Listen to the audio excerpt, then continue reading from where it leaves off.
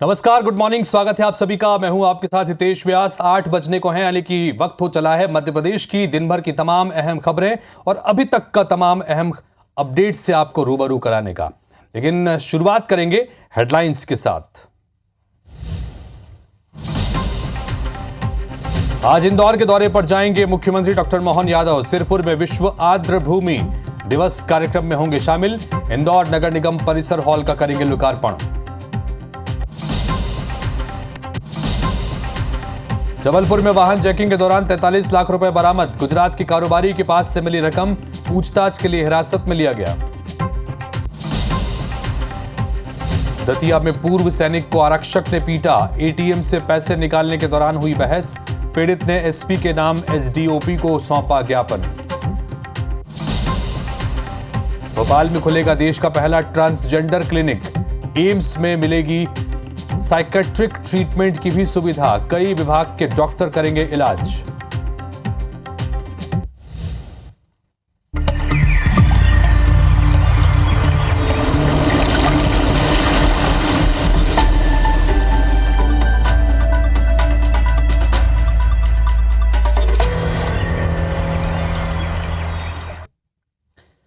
तो good morning Madhya Pradesh की खबरों के सिलसिले को शुरू करते हैं। शुरुआत कर रहे हैं इंदौर से मिल रही खबर के साथ, जहां पर चंपू अजमेरा मामले में जब्त दस्तावेजों को खंगाल रही है ईडी की टीम। 110 करोड़ के लोन को लेकर यह जांच हो रही है।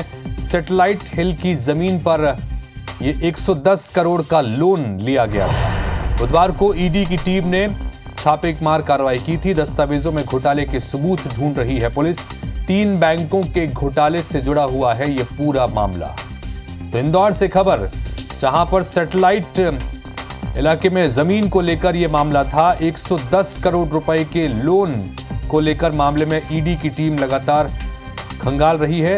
चंपू अजमेरा मामले में जब्त दस्तावेजों के आधार पर अब आगे की कार्रवाई में जुटी है। 3 बैंकों से इस पूरे मामले में घोटाले से जुड़ी चीजें निकल के सामने आ रही हैं। बुधवार को ईडी की टीम ने छापेमारी कार्रवाई की थी। दस्तावेजों में घोटाले के सबूत ढूंढ रही है। 3 बैंकों के घोटाले से यह पूरा मामला जुड़ा हुआ है, जो कि चंपू अजमेरा मामला है। इंदौर से हमारी सहयोगी निहारिका जुड़ रही हैं, उनके पास चलते हैं। निहारिका, जानना चाहेंगे आपसे कि एक बार दर्शकों को डिटेल में बताइए कि चंपू अजमेरा का जो मामला था ये किस तरह का मामला है। चूंकि 110 करोड़ रुपए का लोन था, 3 बैंकों में घोटाले से जुड़ा ये पूरा मामला है। एक बार डिटेल में बताइए कि घटनाक्रम क्या है और क्या कुछ कार्रवाई ईडी की तरफ से अब आगे हो रही है।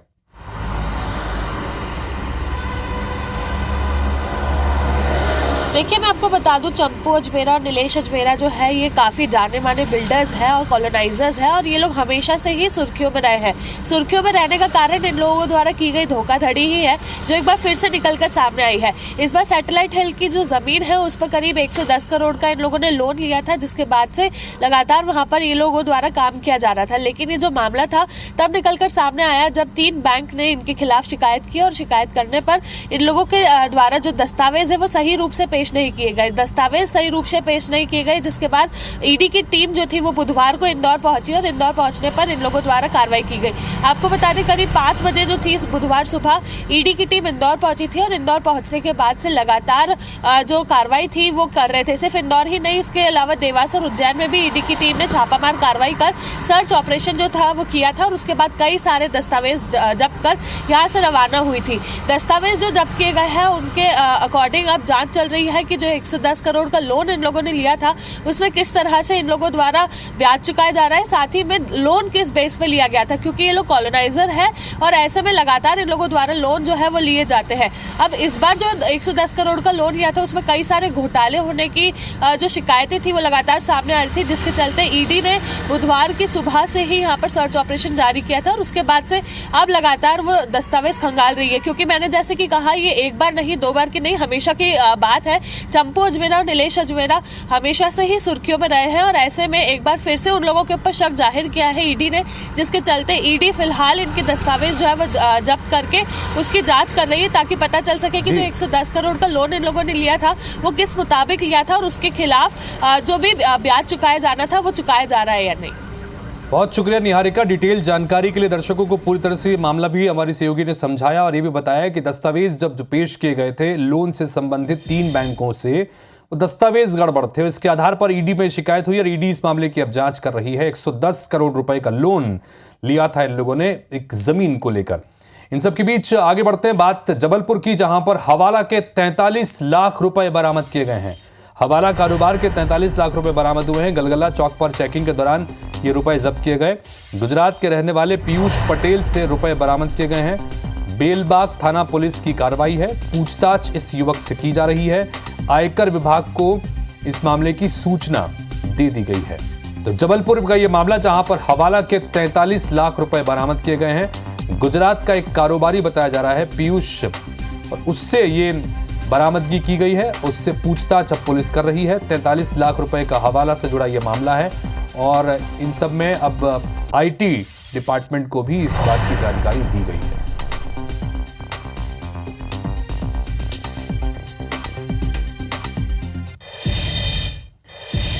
इधर रतलाम पुलिस ने आम लोगों के नाम पर फर्जी कंपनी बनाकर बैंक खाता खोलने और उससे करोड़ों का ट्रांजैक्शन करने के बड़े मामले का खुलासा किया है। मामले में पुलिस ने राजस्थान के 3 लोगों को गिरफ्तार किया है।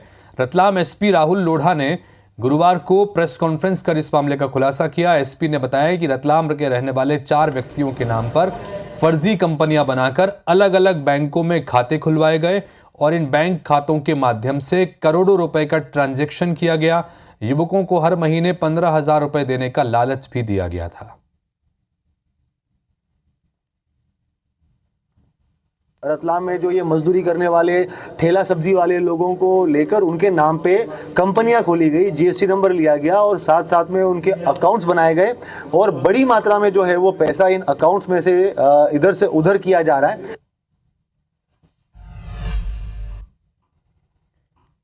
तो कटनी एसपी अभिजीत रंजन ने शहर के 2 थाना क्षेत्र में बड़ी संख्या में पुलिस बल के साथ दबिश दी। इस कार्रवाई के दौरान एसपी ने कई घरों में तलाशी भी कराई। इस दौरान कई पुलिस ने घर में मौजूद सभी सामानों की जांच भी पुलिस ने की है। और वहीं एसपी ने बताया कि ये कार्रवाई शहर में बिक रही स्मैक, गांजा और अवैध कारोबार पर अंकुश लगाने के मकसद से की गई है। साथ ही आपराधिक गतिविधियों पर रोक लगाने के लिए भी पुलिस बल के साथ फ्लैग मार्च भी निकाला गया।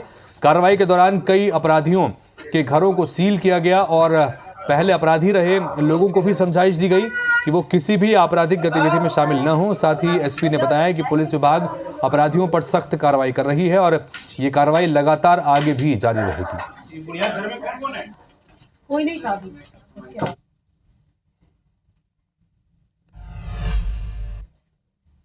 तो दतिया से अगली खबर, जहां पर कार्यवाहक निरीक्षक से झड़प हो गई। पूर्व आईटीबीपी सैनिक की कार्यवाहक निरीक्षक से झड़प की खबर आई। एटीएम से पैसे निकालने के दौरान कहासुनी हो गई थी। निरीक्षक विजय लोधी ने पूर्व सैनिक की पिटाई कर दी। पूर्व सैनिक राघवेंद्र बुंदेला ने एसपी के नाम एसडीओपी को ज्ञापन सौंपा है। तो ये दतिया से खबर आपको दिखा रहे हैं, जहां पर एटीएम से पैसे निकालने को लेकर कार्यवाहक निरीक्षक से झड़प हुई। आईटीबीपी के पूर्व सैनिक की कार्यवाहक निरीक्षक से झड़प हो गई और बताया जा रहा है कि निरीक्षक विजय लोधी ने पूर्व सैनिक की इस दौरान पिटाई कर दी। पूर्व सैनिक राघवेंद्र बुंदेला ने एसपी के नाम एसडीओपी को इसके बाद ज्ञापन सौंपा।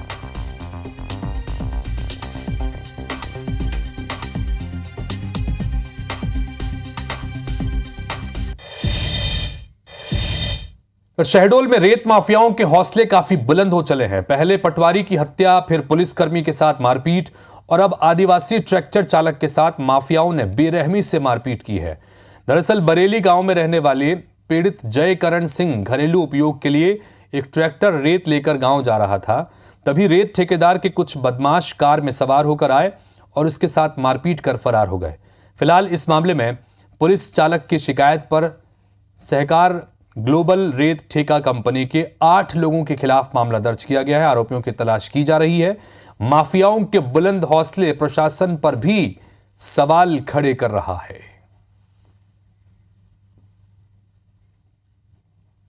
थाना गोपारू जो क्षेत्र है उस पे एक रिपोर्ट आई थी, जिसमें जो गांव के लोग हैं उनके द्वारा बताया गया कि जो रेत कंपनी है जो वर्तमान में ठेका लिए, उसके कुछ लोगों के द्वारा जो है मारपीट की गई है ड्राइवर के साथ में। हालांकि उसके संदर्भ में जो है अवैध रेत परिवहन करने के संदर्भ में इसके खिलाफ कार्रवाई भी की गई है। बात करते हैं मध्य प्रदेश के मुख्यमंत्री डॉक्टर मोहन यादव के आज के कार्यक्रमों की। आज कई कार्यक्रमों में वो शिरकत करने जा रहे हैं और इन सब के बीच सुबह 10 बजे आज इंदौर पहुंचेंगे। ज्यादातर कार्यक्रम उनके इंदौर में ही रहने वाले हैं। 10 बजे इंदौर पहुंचेंगे, जहां पर 11 बजे सिरपुर के कार्यक्रम में शामिल होंगे। विश्व आर्द्र भूमि दिवस कार्यक्रम में शिरकत करेंगे। दोपहर 1:30 बजे इंदौर नगर निगम के हॉल का लोकार्पण करेंगे, जिसको हाल ही में बनाया गया है। इसी तरह से 2:50 पर भोपाल वापस लौट आएंगे सीएम डॉक्टर मोहन यादव और शाम को 4:45 पर बजट के संबंध में चर्चा करेंगे। 5:15 बजे के आसपास प्रमुख सचिव वाणिज्यिक कर से उनकी चर्चा करने का कार्यक्रम है। ये आज के दिन भर के उनके कार्यक्रम जो इंदौर और भोपाल में ही आज व्यस्त रहने वाले हैं सीएम डॉक्टर मोहन यादव।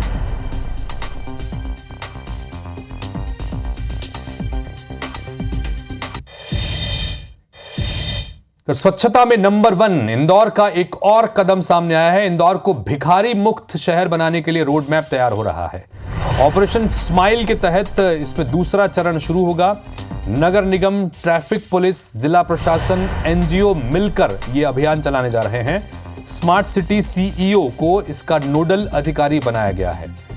तो देश भर में साफ सुथरे शहरों में नंबर 1 शहर है इंदौर और एक नई पहल के तहत अब ऑपरेशन स्माइल की शुरुआत की जा रही है, जिसका दूसरा चरण शुरू किया जाएगा। नगर निगम के साथ साथ ट्रैफिक पुलिस और एनजीओज मिलकर एक संयुक्त रूप से एक अभियान चलाएंगे, जिसमें शहर भर के भिखारियों को पुनर्वास उनका किया जाएगा और भिखारी मुक्त शहर किस तरह से बनाया जाए, इसको लेकर रोड मैप तैयार किया जा रहा है।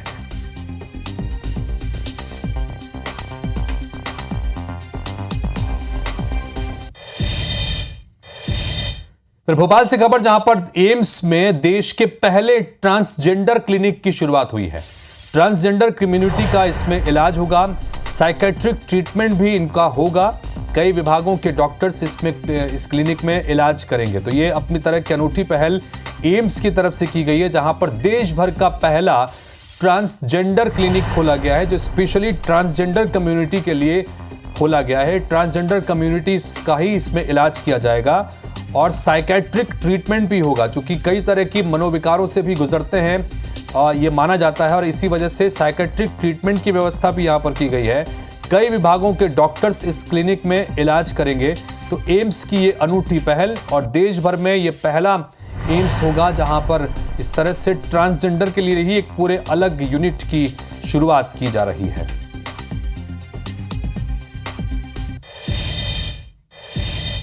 तो इंदौर से एक खबर, जहां पर इस बजट में रेलवे के कई प्रोजेक्ट के लिए राशि स्वीकृत की गई है। कल जो एक अंतरिम बजट पेश किया गया उसमें इंदौर दाहोद रेल लाइन के लिए 600 करोड़ रुपए मिले हैं। महू खंडवा रेल प्रोजेक्ट के लिए 910 करोड़ रुपए की राशि स्वीकृत की गई है। इंदौर बुधनी रेल लाइन के लिए 1080 करोड़ रुपए स्वीकृत हुए हैं।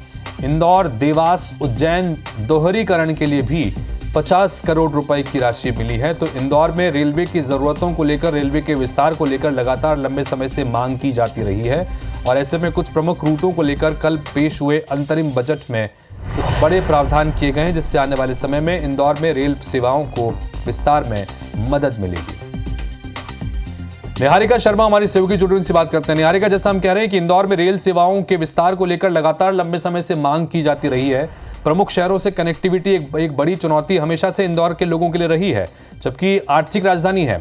ऐसे में ये जो रेल बजट में कई कुछ प्रावधान किए गए हैं, इससे जाहिर तौर पर फायदा मिलने वाला है। कितना फायदेमंद होगा और क्या कुछ खास प्रावधान है? निहारिका, देखिए, मैं आपको बता दूं कि इंदौर को कई सारे प्रोजेक्ट्स की जरूरत थी। साथ ही में अगर हम पश्चिम रेलवे की मुख्य तौर पर बात करें तो कई सारे रेलवे प्रोजेक्ट्स ऐसे थे जो बजट न मिलने के कारण अटके हुए थे। इनमें से सबसे बड़ा रेलवे प्रोजेक्ट की अगर हम बात करें तो वो धार का था। धार में आपको बता दूं अभी भी रेल लाइन नहीं है। ऐसे में कई सारी परेशानियां उस रेलवे लाइन को लाने में हो रही थी। लेकिन अब जिस तरह से दाहोद को 600 करोड़ रुपए का बजट जो है वो पास हुआ है, तो इससे माना जा रहा है कि धार में भी रेलवे लाइन जो है वो शुरू की जा सकेगी। इसी के अलावा अगर हम बात करें तो महू खंडवा रेल प्रोजेक्ट जो है उसको 910 करोड़ का जो प्रावधान है वो मिला है। ऐसे में जो रेलवे लाइन है उसको भी वहां से बढ़ाकर और जोड़ने का जो काम है वो पूरा किया जा सकेगा। इसी के साथ अगर हम बात करें तो इंदौर देवास उज्जैन का जो दोहरीकरण है वो लगभग पूरा हो चुका था, लेकिन अभी भी कई सारी चीजें जो थी वो उसमें रुकी हुई थी, जिसके कारण ट्रेन का कनेक्टिंग टाइम जो है वो कम नहीं हो पा रहा था। दोहरीकरण होने के बावजूद ट्रेन का टाइम कनेक्टिंग टाइम था वो कम नहीं होने के कारण यात्रियों को परेशानी हो रही थी, लेकिन रेलवे लाइन इसमें कुछ नहीं कर पा रहा था, रेलवे विभाग कुछ नहीं कर पा रहा था। वो इसलिए क्योंकि उनके पास बजट नहीं था। अब उन्हें भी 50 करोड़ का बजट जो है वो स्वीकृत हुआ है, तो ये जो काम है इसे भी जल्द से जल्द पूरा करके कनेक्टिंग टाइम जो है उसे कम करने की कोशिश जो है वो की जाएगी। अगर हम इंदौर दाहोद रेलवे लाइन की बात करें तो ये जो बजट अब पास हुआ है इससे जल्द से जल्द काम करके दिसंबर तक खत्म करने का जो प्रावधान है वो दिया गया था, लेकिन बजट न होने के कारण काम में काफी ढिलाई देखी जा रही थी। अब 600 करोड़ का बजट पास हुआ था, ऐसा माना जा रहा है कि जल्द ही ये काम जो है इसे पूरा किया जा सकेगा और 2024 के अंत यानी कि दिसंबर तक इसका काम जो है उसे भी पूरा कर दिया जाएगा। इंदौर बुद्धि रेलवे लाइन जो है उसके लिए भी हमें 80 करोड़ का बजट मिला, 1080 करोड़ का बजट मिला है, तो ऐसा माना जा रहा है कि उसमें भी जो ढिलाई हो रही थी वो भी काम अब जल्दी होगा। और इंदौर से कुल मिलाकर निहारिका, जिस तरह से आपने डिटेल में बताया भी कि कई सारे प्रोजेक्ट्स ऐसे थे जो पिछले लंबे समय से अलॉटमेंट नहीं होने की वजह से अटके हुए थे, ये सारे प्रोजेक्ट्स अब अलॉटमेंट चूंकि रेल बजट में हुआ है तो ऐसे में उसका फायदा मिलने वाला है और आने वाले समय में रेल विस्तारीकरण का इंदौर और इस पूरे मालवा संभाग में फायदा मिलेगा।